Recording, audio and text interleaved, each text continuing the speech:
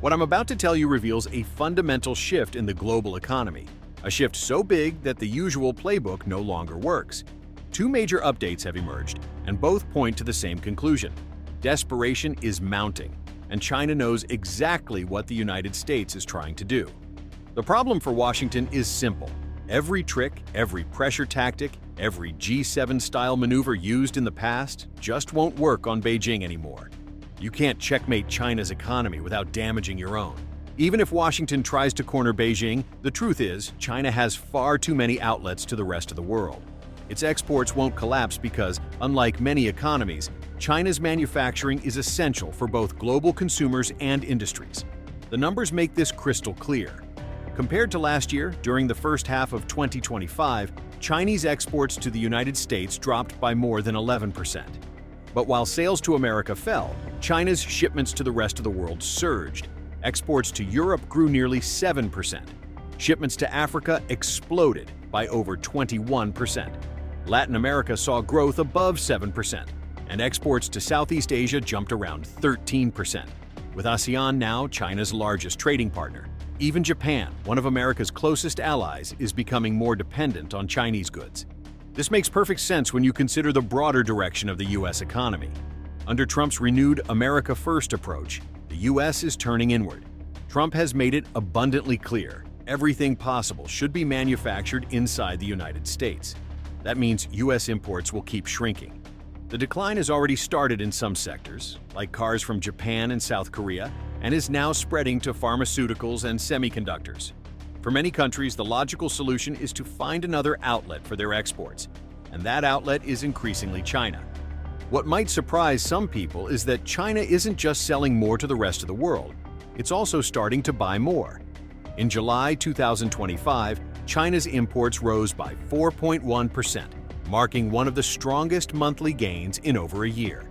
This growth reflects a steady rise in domestic consumption. China's retail sales are growing close to the same pace as its GDP, both hovering around 5%. And as the Chinese middle class expands, it doesn't just lift Chinese industries, it benefits global exporters. The ripple effects are already visible. Food consumption in China is up by double digits, and purchases of home appliances have surged by more than 30%. The rebalancing of China's economy toward domestic demand is happening right before our eyes, and it's only a matter of time before Chinese consumers import even more goods from abroad. For the United States, this poses a serious dilemma. Washington knows it can't push China around like it once hoped, and trying to corner Beijing could easily backfire. Sure, you can embargo Chinese goods, but that forces Americans to buy domestically produced alternatives, which almost always cost more. Prices could spike by 50% or higher, crushing the very consumer spending the Trump administration wants to revive. That's why, despite all the tough talk, the U.S. has quietly extended a 90-day trade truce with China, twice in a row, to prevent a full-blown economic meltdown. The current extension keeps all existing tariffs in place but pauses any new increases. In the short term, this has been a relief for financial markets, which is why stock prices in both countries have rebounded. And the longer this temporary pause continues, the more it looks like it could stretch indefinitely. Still, there's a disconnect between political rhetoric and economic reality. Trump's economic team, people like Scott Bessent and Howard Lutnick, love to say that foreign countries pay the tariffs. But even Bessent, when pressed, has admitted that the importer in the U.S. is the one who writes the check. Yes, an exporter might cut prices to keep market share, absorbing part of the tariff cost, but many industries simply can't afford to take a 30% hit to their margins. Even a 10% loss can wreck profitability.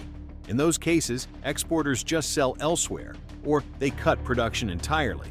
The bigger picture is that U.S. tariffs on China currently stand at around 30%, while Beijing's tariffs on U.S. goods are closer to 10%. But here's the difference. China can replace most U.S. imports with alternatives from Europe, Asia, Africa, or the BRICS network. Those alternatives are often cheaper, sometimes better, and in many cases both. That means Chinese consumers barely feel the impact. In contrast, U.S. consumers and businesses, especially small and mid-sized ones, are feeling the squeeze. The signs of strain are everywhere.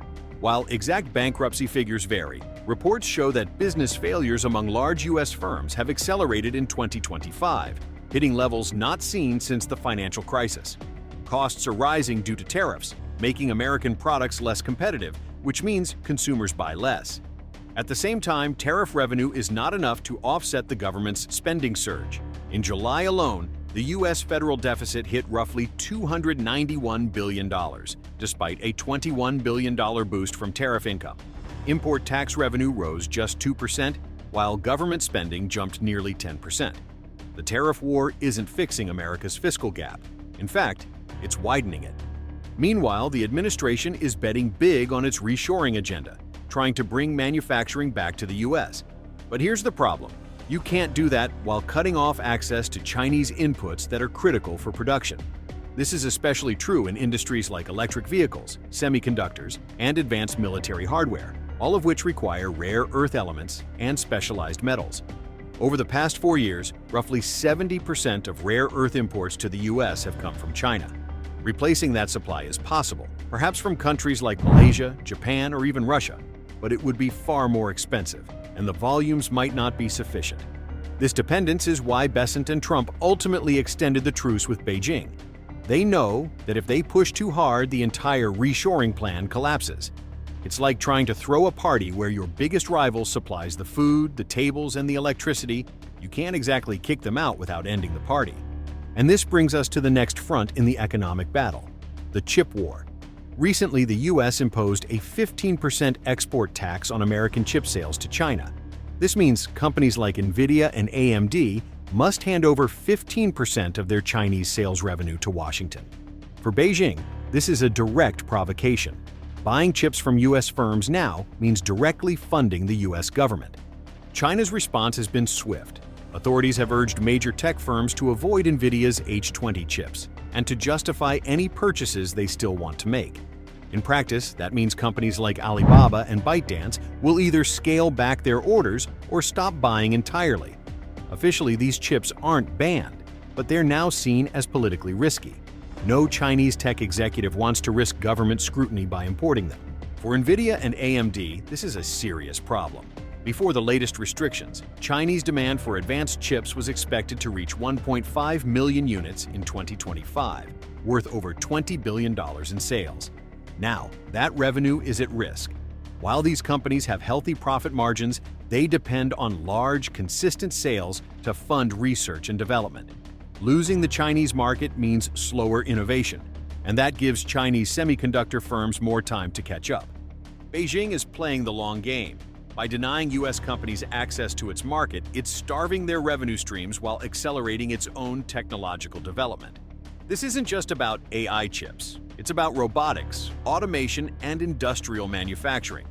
In April 2025 alone, China's production of industrial robots surged by more than 50%, reaching over 71,000 units in a single month.